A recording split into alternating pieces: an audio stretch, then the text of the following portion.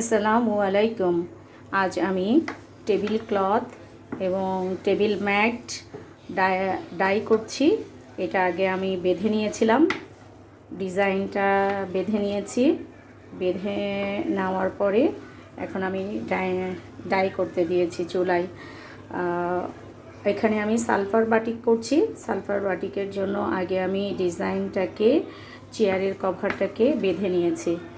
এই যে এখানে দেখতে পাচ্ছেন যে আমি বেঁধে নিয়েছি ডিজাইনটাকে বেঁধে নিয়ে আমি এটাকে ইয়েলো অ্যান্ড রেড দিয়ে কালারটাকে করছি, যাতে আমার কালারটা অনেক সুন্দর আসে।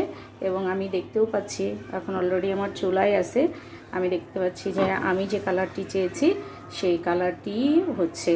তো আমি আরও 25 মিনিট চুলায় রেখে দিব এবং 5 মিনিট পর পর এটাকে নেড়ে দিয়ে এটাকে উল্টে পাল্টে দিব। দেওয়ার পরে এটাকে আমি ঠান্ডা করে তারপরে ওয়াশ করে ফেলবো।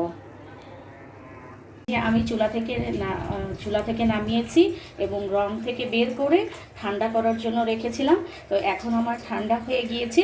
এখন একটা খুলে আমি আপনাদেরকে দেখাবো আসলে ডিজাইনটা কেমন হলো। এই যে আমি ডিজাইনটা খুলছি, একটু দেখুন।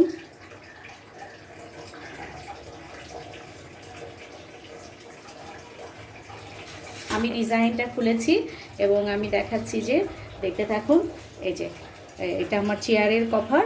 এখন আমি এটাকে ওয়াশ করে ফেলবো। এটাই হচ্ছে আমার ডিজাইন, আমি এটাকেই চেয়েছিলাম।